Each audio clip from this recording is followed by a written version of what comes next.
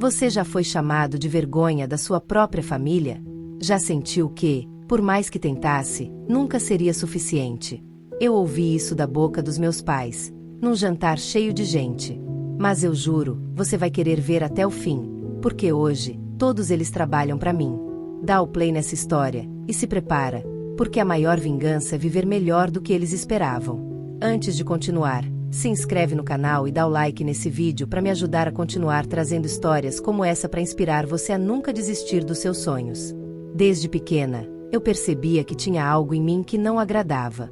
Não era como se dissessem isso em voz alta logo de cara, mas estava nas entrelinhas, nos olhares, nos silêncios depois das minhas falas, nos suspiros longos da minha mãe quando eu entrava na sala com uma ideia nova, nos sorrisos forçados do meu pai quando alguém elogiava uma prima minha, e ninguém lembrava de mim. Enquanto minhas irmãs pareciam ter vindo ao mundo com um manual de instruções para agradar, eu fui aquela que nasceu para incomodar.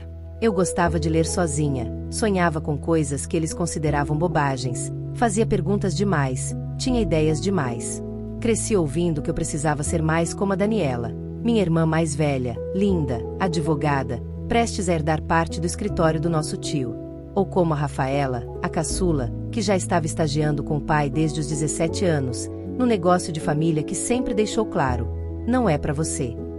Minha mãe vivia dizendo que eu era dispersa, que eu sonhava alto demais, que ninguém queria uma filha que queria ser artista, como se fosse palavrão.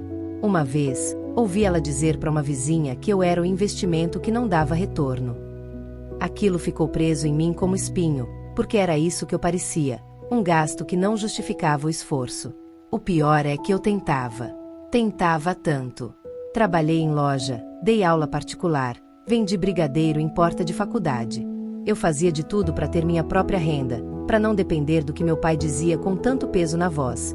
Enquanto estiver morando aqui, vai seguir nossas regras. Regras que não serviam para as minhas irmãs, só para mim. Quando fiz 18 anos, tentei começar um pequeno negócio, queria vender arte digital. Fiz um curso online, criei um portfólio, ofereci serviços. Mas ninguém da minha família entendia.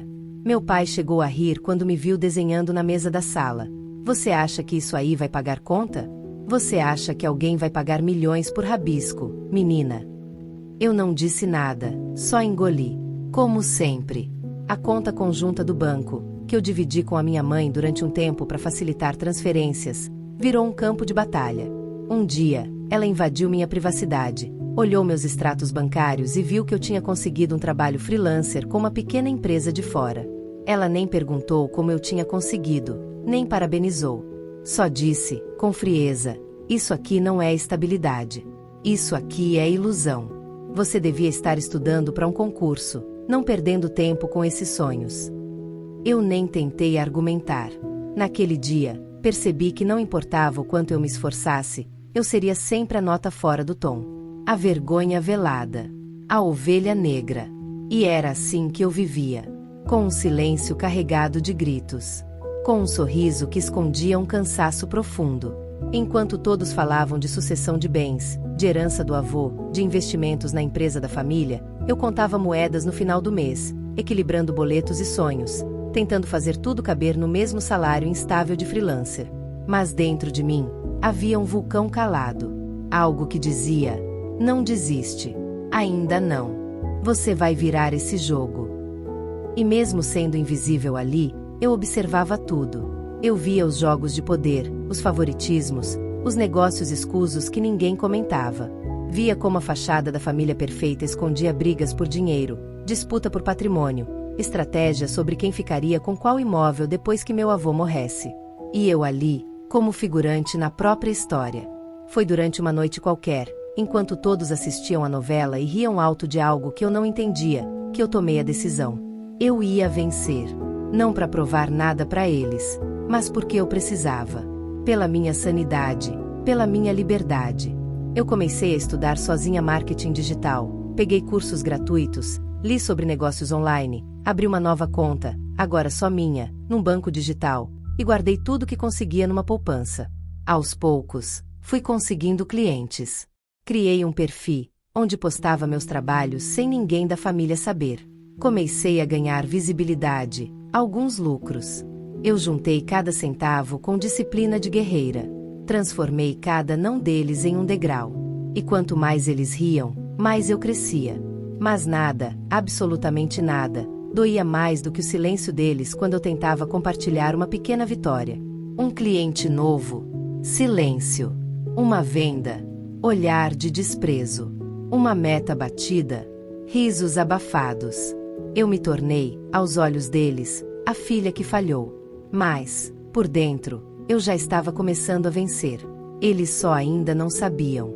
Eu aprendi cedo que, quando a gente não pode gritar, a gente aprende a construir muros por dentro. Muros que ninguém vê, mas que seguram o mundo para não desabar de vez. Foi assim que eu sobrevivi na casa onde morei até os 24 anos.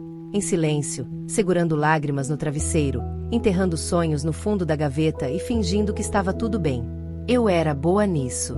Aprendi a sorrir sem mostrar os dentes, a esconder a dor nos ombros retos, a seguir em frente mesmo quando o chão parecia de vidro. Durante o dia, eu fingia que nada me afetava. Arrumava a cozinha, ouvia minha mãe dizer que a Daniela estava sendo promovida, que a Rafaela ia viajar para a Europa com o noivo. Cada notícia boa delas vinha acompanhada de um olhar torto para mim. Como se dissesse, sem precisar de palavras: "E você, o que fez de útil hoje?" Eu sorria, dizia que bom, mãe, e voltava para o meu quarto. No fundo, aquilo doía. Mas eu usei essa dor como combustível, porque eu tinha um plano. Pequeno, secreto, mas meu. Comecei a acordar às 5 da manhã para estudar. No começo, era difícil, eu dormia pouco, meu corpo pedia descanso, mas minha alma gritava por liberdade. Eu lia sobre empreendedorismo digital, sobre funil de vendas, sobre tráfego pago e copywriting. Eu lia tudo. Via vídeos, fazia anotações. Investi o pouco que eu tinha num curso mais completo, paguei em 12 vezes no cartão de crédito, tremendo de medo de não conseguir pagar a fatura. Eu nunca vou esquecer daquela compra. Parecia pequena, mas foi o primeiro passo para uma nova vida. Tudo começou ali. E enquanto todo mundo dormia, eu construía. Planejava minha identidade visual, montava meu site, atendia os primeiros clientes com o coração disparado. Tinha medo de falhar, mas mais medo ainda de continuar invisível. E cada pequena vitória era um alívio. Eu lembro do dia em que recebi meu primeiro pagamento grande, quase R$ 2.000 por um projeto. O dinheiro caiu direto na minha conta nova, aquela que ninguém da minha família sabia que existia. Quando eu olhei o extrato bancário, chorei. Chorei tanto que minhas mãos tremiam. Não era pelo valor, era pelo que aquilo significava. Pela primeira vez, eu sentia que tinha algo só meu. Um pedaço de mundo que eu havia conquistado. Mesmo assim, continuei calada. Não contei para ninguém. Ainda não era a hora. Eles não entenderiam. Minha mãe falaria que era sorte. Meu pai diria que não era sustentável. E minha irmã talvez zombasse. Então eu fiquei em silêncio. Mas por dentro, eu estava mudando, crescendo, me fortalecendo. E com o tempo, meu trabalho começou a crescer também. O boca a boca entre os clientes funcionava. Meu nome começou a rodar entre pequenos empreendedores. Passei a fechar contratos fixos, ganhei estabilidade. Abri um CNPJ, tirei meu certificado digital. Pela primeira vez na vida, eu tive algo que eles sempre disseram que eu nunca teria: um negócio rentável. No jantar de Natal daquele ano, enquanto todos brindavam o sucesso da Daniela e da Rafaela, eu estava sentada em silêncio, com o coração cheio de uma verdade que ninguém ali sabia. Naquele mês, eu havia faturado mais do que qualquer uma delas. Mas eu não falei nada. Apenas observei. Em silêncio. Como sempre. Foi nesse silêncio que eu descobri quem eu era de verdade. Eu não era fracassada. Não era a vergonha. Eu era uma mulher forte, resistente, que construiu algo mesmo sendo desacreditada. E esse silêncio virou o meu maior escudo. Eles falavam, julgavam, opinavam, e eu só ouvia. Mas por dentro, ria. Porque eu sabia que estava vencendo. Teve um dia em especial que eu nunca esqueci. Meu pai chegou na sala, irritado com uma dívida da empresa dele. Algo sobre juros altos, má administração. Eu estava ali, sentada no canto, ouvindo tudo. Ele falava de prejuízo, de falência, de possíveis cortes. E eu, que sempre fui tratada como um peso morto, entendi ali que até os vitoriosos da família estavam começando a ruir. A conta conjunta que ele dividia com a Rafaela estava negativa. A empresa do meu tio, onde a Daniela trabalhava, estava sendo investigada. Era como se o castelo de cartas estivesse balançando, e eu ali, com meu pequeno império digital, construído em silêncio, firme, seguro. Naquela noite, depois que todos dormiram, eu abri meu notebook e olhei meus números. Meus lucros dos últimos meses, meus contratos ativos, meu saldo na conta PJ. Pela primeira vez, pensei em procurar um advogado. Queria entender melhor sobre planejamento patrimonial, sobre abrir uma holding, proteger meu negócio. Aquilo me deu um orgulho que eu nunca tinha sentido. Não pelo dinheiro, mas por ter chegado até ali sozinha. Meu silêncio tinha se tornado resistência. Minha dor, transformação. E mesmo que ainda não soubessem, eu já não era mais a mesma. Foi numa manhã nublada de terça-feira, daquelas em que tudo parece cinza por fora, mas por dentro algo começa a brilhar devagar, quase sem que a gente perceba. Eu estava na cozinha, sozinha, preparando um café enquanto ouvia os passos da casa acordando aos poucos. Minha mãe falava ao telefone com alguém, reclamava de uma compra que fez no cartão de crédito que estourou o limite, e meu pai bufava no corredor, dizendo que ia precisar tirar mais dinheiro da poupança para cobrir uma dívida urgente da empresa. Era sempre assim, o mundo deles girando em torno de números vermelhos, de aparências, de evitar que os vizinhos soubessem que o império da nossa família estava desmoronando por dentro. E eu ali, no meio do caos, invisível como sempre, mas ouvindo tudo. Eu já não me abalava como antes. Sabia que meu tempo estava chegando. Eu só não imaginava que aquela semana mudaria minha vida por completo. Naquela tarde, eu recebi um e-mail que parecia mais uma piada. Parabéns, seu conteúdo foi selecionado para um programa internacional de aceleração digital. No começo, achei que fosse golpe, spam, qualquer coisa. Mas era real. Um dos meus projetos havia viralizado em um grupo privado do exterior, e a empresa por trás do programa queria me mentorar. Eles queriam investir. Eu reli o e-mail umas 10 vezes, sem acreditar. Eles usaram a palavra que eu nunca imaginei que um dia ouviria sendo direcionada a mim: potencial. Não era sorte. Não era acaso. Era resultado. Eles ofereceram uma consultoria, mentoria personalizada e, se eu aceitasse as condições, um investimento inicial de $20 mil, quase R$100 mil na época, para que eu pudesse escalar o negócio. Eu travei, tremi, chorei, ri, fiquei em choque, porque ali estava, diante dos meus olhos, o que minha família inteira dizia que era impossível. Aquilo que meu pai zombava, que minha mãe chamava de hobby caro, agora era a chave de uma nova vida. Uma vida que não dependeria mais de herança, de partilha de bens, de nenhuma conta conjunta sufocante. Era só minha. E eu pensei muito antes de contar para alguém. Fiquei 2 dias digerindo tudo, tentando entender os contratos, estudando o mercado internacional. Conversei com um advogado especializado em startups, paguei a consulta com o dinheiro que vinha guardando para emergências. E ele me explicou tudo, tintim por tintim. Era um negócio sério. Uma chance rara. Mas eu precisava abrir uma empresa formal, com CNPJ internacional, e tudo teria que estar no meu nome. Pela primeira vez, eu senti medo de dar um passo maior do que a perna. Mas também senti uma coragem que não cabia mais dentro de mim. No 3º dia, marquei uma chamada com os investidores. Falei com firmeza, com domínio. Eles disseram que eu parecia uma veterana do mercado. Eu sorri. Se soubessem o que eu tinha escutado a vida inteira, que eu era um peso morto, um fracasso, que nunca daria lucro. Depois daquela ligação, tomei uma decisão. Eu ia aceitar o investimento. Ia transformar minha pequena operação num negócio de verdade. Ia crescer, expandir, escalar. Eu não queria apenas sobreviver, eu queria prosperar. Na semana seguinte, abri a nova empresa com a ajuda do contador que o advogado indicou. Transferi parte do meu dinheiro para uma conta empresarial, criei um plano de metas, reestruturei todos os serviços. Passei noites sem dormir, estudando sobre impostos, lucros, expansão. O advogado me orientou a fazer um planejamento sucessório, proteger os meus bens futuros, pensar na empresa como um patrimônio. Aquilo me arrepiou. Patrimônio. Eu, a vergonha da família, agora pensava em proteger uma fortuna que ainda nem existia, mas que já estava sendo desenhada nas minhas mãos. Durante todo esse processo, continuei fingindo normalidade em casa. Meu pai ainda reclamava das dívidas. Minha mãe dizia que talvez tivessem que vender o carro. Minha irmã caçula pediu dinheiro emprestado para pagar uma viagem.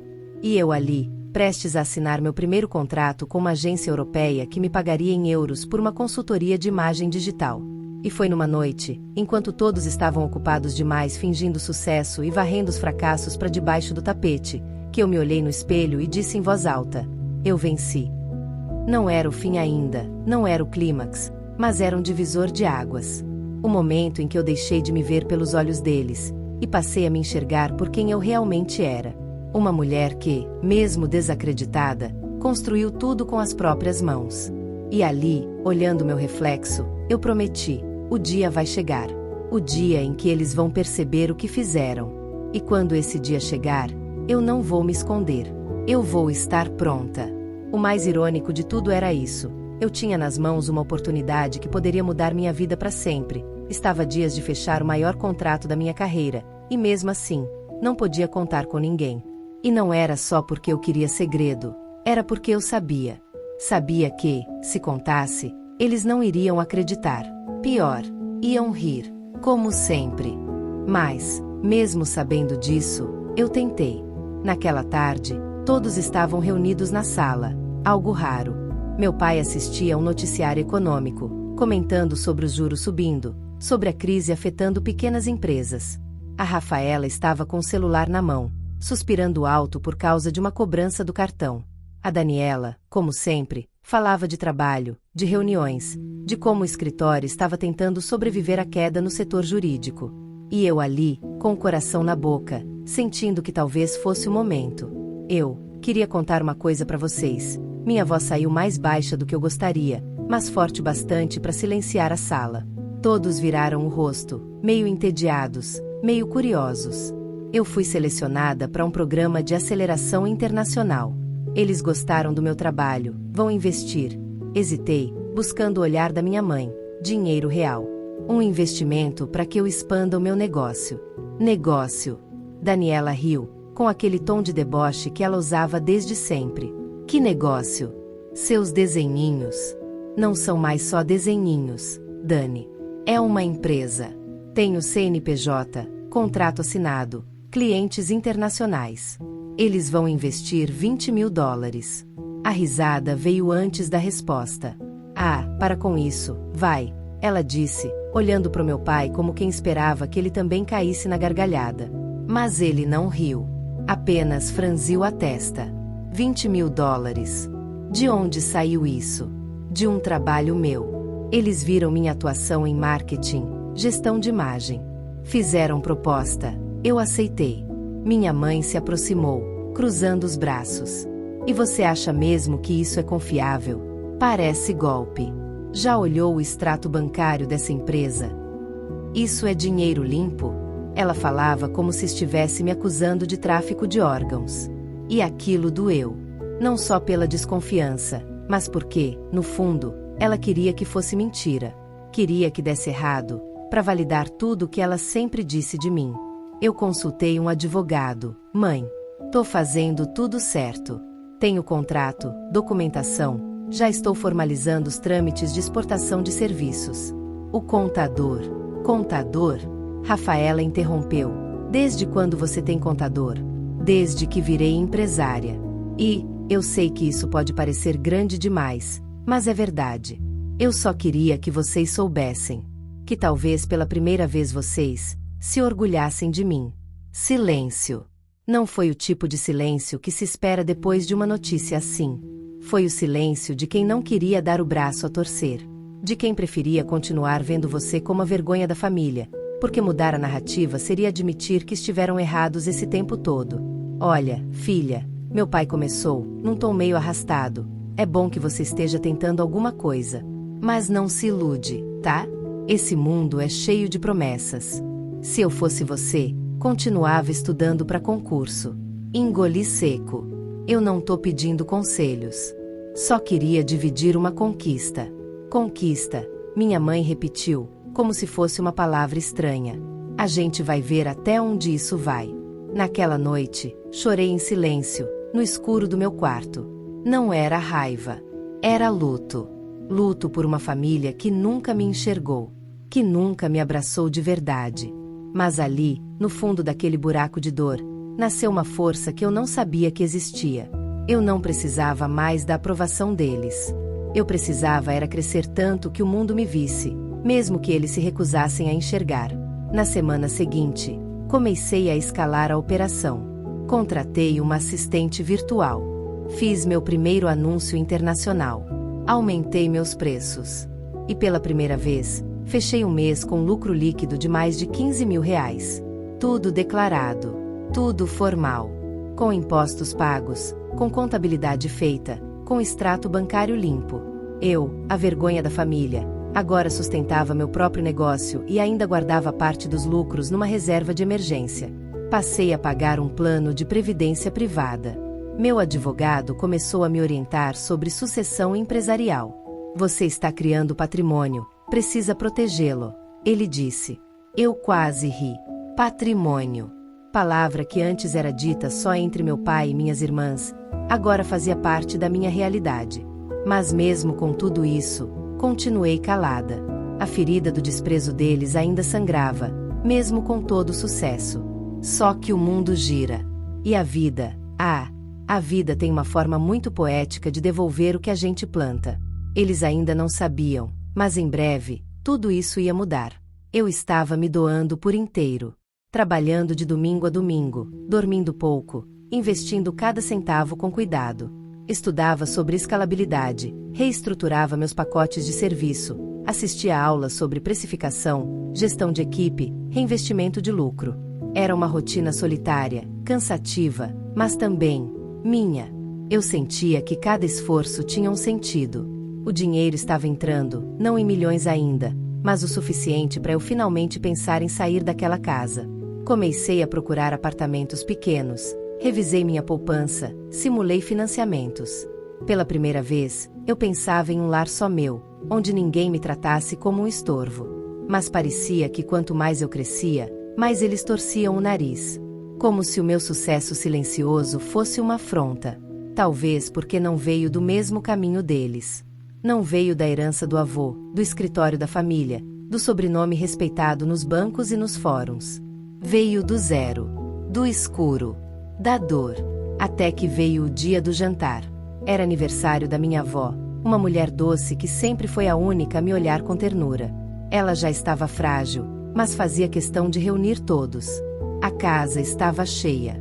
Tias, primos, até vizinhos. Eu quase não fui.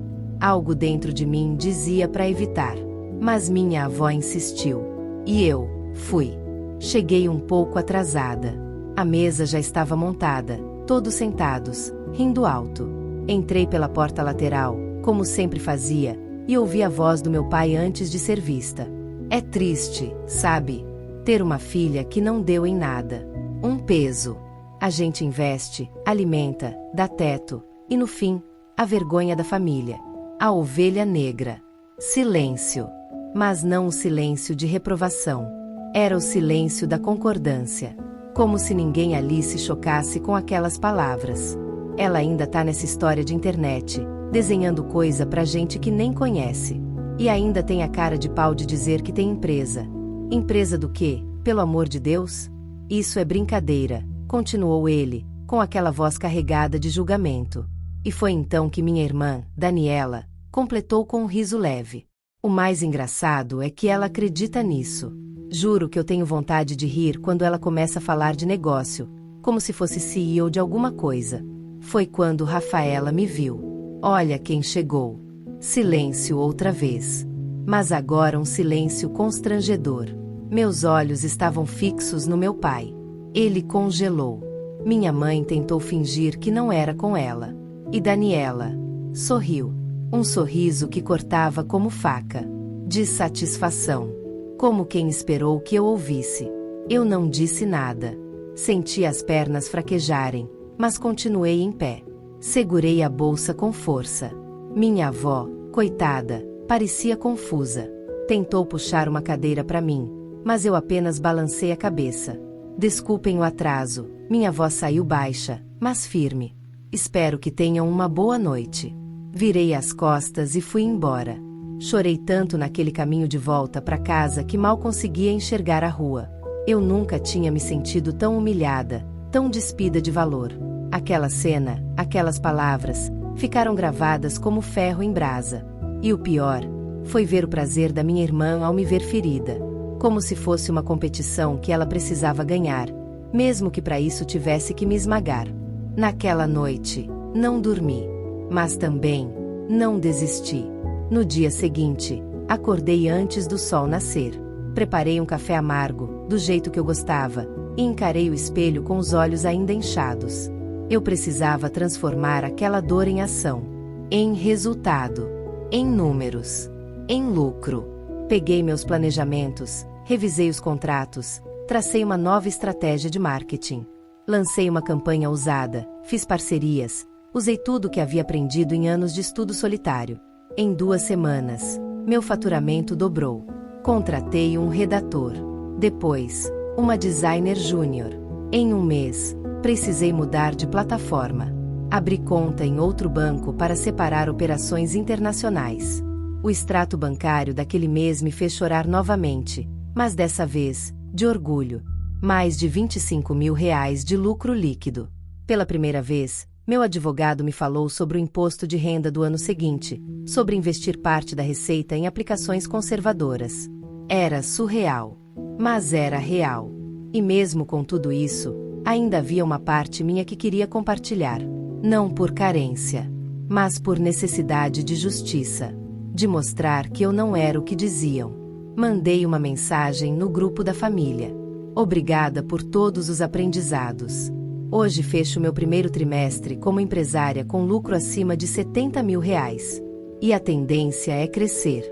Sei que nunca acreditaram, mas espero que um dia respeitem. Visualizaram. Ninguém respondeu. Mas eu sabia que eles estavam começando a ver. Eu achava que minha virada viria com uma grande comemoração, com holofotes, com aplausos de pé, ou ao menos com algum pedido de desculpas. Mas não. A vida não é um filme de final óbvio. A minha virada veio em silêncio, como tudo na minha vida. Só que, dessa vez, o silêncio era meu. Um silêncio vitorioso, cheio de significado. Foi numa manhã como outra qualquer, quando abri meu e-mail e vi uma notificação: contrato aprovado. Assinatura digital concluída. Era oficial. Meu negócio agora prestava serviço para uma das maiores agências de branding da Europa. O contrato era de 6 meses, valor fixo mensal em euro, com possibilidade de extensão por mais 1 ano. Quando fiz a conversão, vi que receberia mais do que o salário dos meus pais juntos. Todos os meses. E aquilo foi como respirar pela primeira vez depois de anos de afogamento. Eu estava no meu quarto, na mesma casa onde me chamaram de fracasso, com o mesmo pijama velho de sempre, mas com uma sensação de poder que nunca tinha sentido antes. Eu era dona de mim. Dona da minha história. E a única pessoa que acreditou em mim desde o início era eu mesma. Eu queria contar. Queria gritar pro mundo. Mas escolhi o silêncio mais uma vez. Não porque sentia medo, mas porque já não precisava mais provar nada para ninguém. Na semana seguinte, transferi parte do pagamento para a conta empresarial. A outra parte, deixei guardada em reserva. Meu contador sugeriu abrir um plano de previdência internacional. Fizemos também a primeira simulação para a abertura de uma holding. É importante separar pessoa física da jurídica, ele explicou. Seu negócio agora tem um patrimônio próprio. Proteja. Eu assinava cada documento com as mãos firmes, como se estivesse reconstruindo, passo a passo, a mulher que um dia destruíram com palavras. Foi quando, num sábado qualquer, minha mãe entrou no meu quarto sem bater. Algo que ela sempre fez. Posso falar com você? Assenti, sem tirar os olhos do notebook. Seu pai está pensando em fechar a empresa. Parei. Olhei para ela. A dívida ficou alta demais. A empresa está no nome dele, mas o banco travou o crédito. estão cobrando juros sobre juros, e os contratos minguaram. Bom, a Rafaela está desempregada. E a Daniela foi demitida ontem. Disseram que vão fechar um setor do escritório. Ninguém esperava isso. Ela falava devagar, como quem pisa em cacos de vidro. Pela primeira vez, não havia orgulho na voz dela. Só medo. Sinto muito, foi tudo que consegui dizer. Você está bem? Está conseguindo se manter com esse trabalho? Respirei fundo. Era a primeira vez que ela perguntava isso sem ironia, sem julgamento. Sim, consegui um contrato fixo. Estou me organizando para sair de casa. Ela assentiu, silenciosa, quase constrangida. E, você acha que conseguiria indicar algum contato seu para o seu pai? Algum cliente? Uma ponte? Ela não completou. Mas eu entendi. Eles precisavam de mim. Não pela filha que sou, mas pelo que conquistei. Pela renda. Pelo negócio. Pelo lucro que não vem mais deles. Eu não disse sim. Também não disse não. Apenas sorri. No dia seguinte, comprei meu primeiro notebook profissional de última geração. À vista. Sem parcelar. Quando cheguei em casa, Rafaela viu a caixa e arregalou os olhos. Comprou isso como? Com o dinheiro do meu trabalho. Ela ficou em silêncio. 3 dias depois, Daniela me mandou uma mensagem. Parabéns pelo contrato. Ouvi a conversa da mamãe. Se precisar de alguém para social media, tô livre. Aquilo me arrancou um riso que há muito tempo não soltava. Irônico. Libertador. Mas o que mais me surpreendeu foi o convite. Meu pai. Sim, ele mesmo. Me chamou para conversar. Disse que estava pensando em vender parte dos bens da empresa. Que precisava levantar capital. E que, se eu quisesse, poderia entrar como sócia minoritária. Ele falava como se estivesse me dando uma chance. Quando, na verdade, era ele quem pedia socorro. Eu não tenho interesse, pai. Eu estou abrindo a minha própria holding. Estou cuidando da sucessão do meu negócio.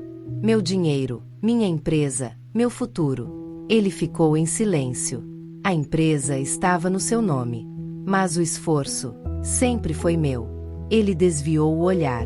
Pela primeira vez, pareceu envergonhado. Se mudar de ideia, me avisa, disse apenas, antes de sair.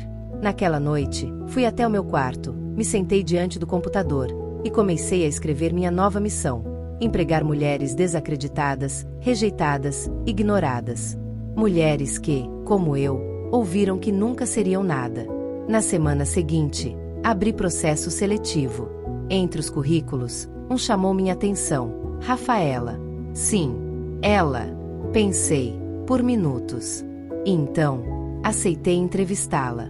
A virada, enfim, estava feita. E não precisava ser escandalosa. Porque o silêncio, agora, era o som mais alto da minha vitória. Nunca pensei que aquele dia chegaria. O dia em que todos os olhares, que antes desviavam de mim, agora me procuravam em busca de direção. O dia em que, naquela casa que tantas vezes me fez sentir pequena, eu seria a única com um plano, com clareza, com poder de decisão. Não foi uma vingança planejada. Foi o destino devolvendo tudo que me foi tirado, com juros.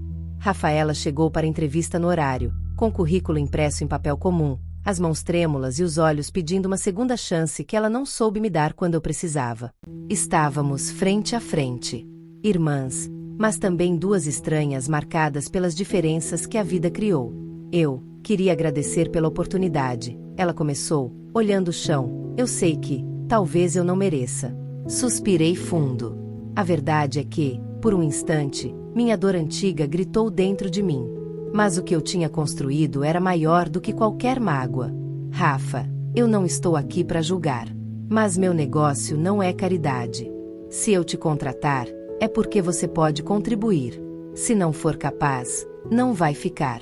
Ela sentiu, aliviada e assustada ao mesmo tempo. Como se só ali tivesse percebido que agora, eu era chefe. Ela foi a primeira. Depois, veio a Daniela. A proposta dela era diferente. Queria ajudar a estruturar meu jurídico, trazer conexões, oferecer networking. Tudo muito bonito no papel. Mas, no fundo, era desespero. Ela também tinha perdido o emprego, e as economias estavam acabando. Daniela, eu te conheço. Você é competente. Mas no meu time, eu não trabalho com quem não acredita em mim. Se quiser entrar, vai começar como qualquer outro advogado júnior. Sem prioridade, sem favoritismo. Ela ficou em silêncio por longos segundos. Tudo bem, respondeu com os olhos baixos. Eu aceito. E foi assim que, de uma semana para outra, eu me tornei CEO da minha própria reparação. Minha mãe demorou mais. Mas veio. Você tem um tempo para mim? Perguntou, com a voz embargada, enquanto eu trabalhava no escritório que montei em casa. Claro. Ela sentou no sofá, o mesmo onde me vi chorando tantas vezes, onde eu vi que era um investimento que não dava retorno. Eu vi seu nome no jornal, aquela matéria sobre jovens empreendedores. Ela dizia devagar, como quem atravessa uma ponte estreita: você foi longe demais, mais do que todos nós imaginávamos. Obrigada. Eu queria pedir desculpas. Aquilo me pegou desprevenida. Desculpas por não ter acreditado, por ter feito você se sentir menos, por não ter te enxergado quando mais precisava. Meus olhos encheram de lágrimas, mas me mantive firme. Aquela era uma cena que eu nunca pensei que veria. Eu te perdoo, mãe. Mas você precisa entender. Eu não cheguei aqui por acaso. Eu ralei, me endividei, tive medo, trabalhei sem dormir, fiz o que ninguém teve coragem de fazer. Não foi sorte. Foi luta. Ela sentiu, emocionada. Seu pai, ele está tentando vender o único bem que ainda temos. A casa da praia. Não quer que ninguém saiba. Estamos afogados em dívidas. Aquilo mexeu comigo. Por mais que eu quisesse guardar distância emocional, ainda era meu pai. E aquilo tudo era o fim de uma era. Naquela noite, sentei com meu advogado e perguntei se era viável criar uma linha de crédito interna na minha empresa, um tipo de empréstimo familiar, com contrato registrado, juros simbólicos e prazo definido. Ele achou estranho, mas não questionou. Criei o documento. Fiz meu pai assinar. Isso é sério, eu disse, olhando nos olhos dele. Não é um favor. É um contrato. E você vai cumprir cada cláusula. Ele assinou em silêncio. Foi ali que ele entendeu, de verdade, que o jogo tinha virado. Que a filha peso morto agora era a única capaz de evitar a falência completa da família. E que, para isso, ele teria que respeitar. Eu paguei a dívida da casa da praia. Evitei que perdessem o único patrimônio restante. Mas registrei tudo. Aquilo não era mais um laço emocional. Era negócio. E, aos poucos, todos começaram a entender o que significava depender de mim. As reuniões passaram a ser comigo na ponta da mesa. As decisões vinham de mim. O salário deles era assinado por mim. Eu acompanhava o desempenho, fazia avaliação trimestral, dava feedback. E mais do que tudo, fazia tudo com dignidade. Não humilhei ninguém. Só mostrei, com atitudes, quem eu sempre fui. O mais bonito de tudo foi quando minha avó, já bem debilitada, me chamou no quarto dela, com a voz fraca. Eu sempre soube que você ia ser alguém. A senhora foi a única. Não. Você também sabia. Só precisava de tempo. Ela segurou minha mão, e ali eu entendi. Tinha vencido. Mas mais do que isso, tinha curado.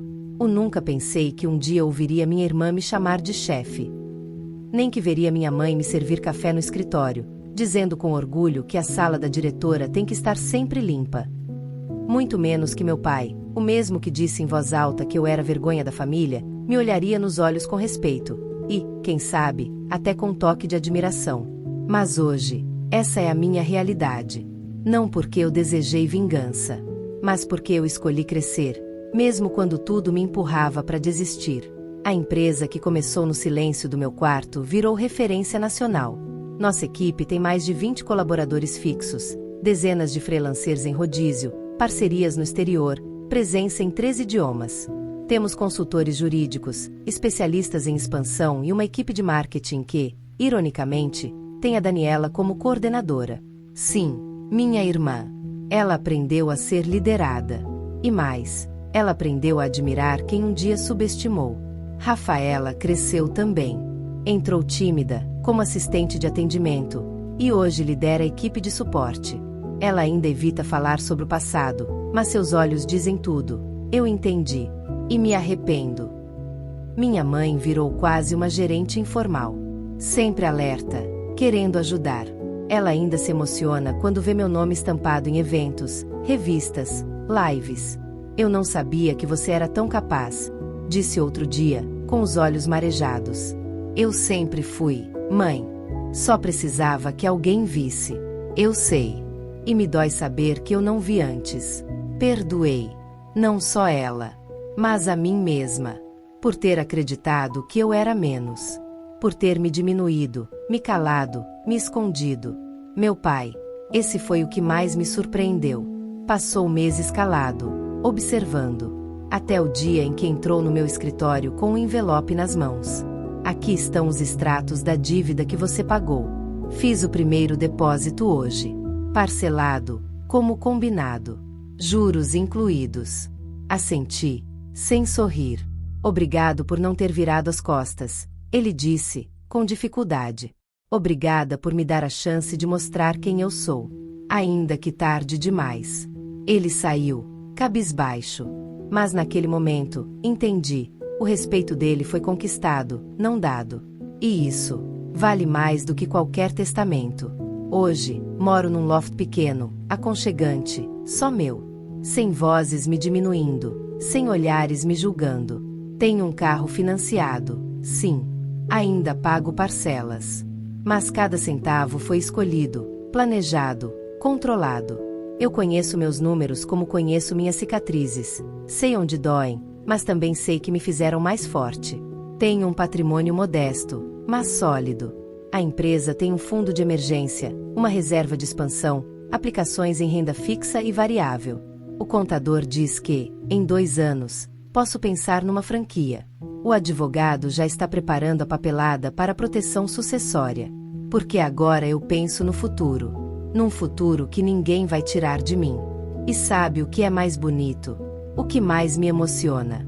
É saber que, por mais que tudo tenha começado num lugar escuro, frio, cheio de desprezo, eu transformei aquele lugar em luz, em força, em construção. Outro dia, uma prima perguntou como consegui dar a volta por cima.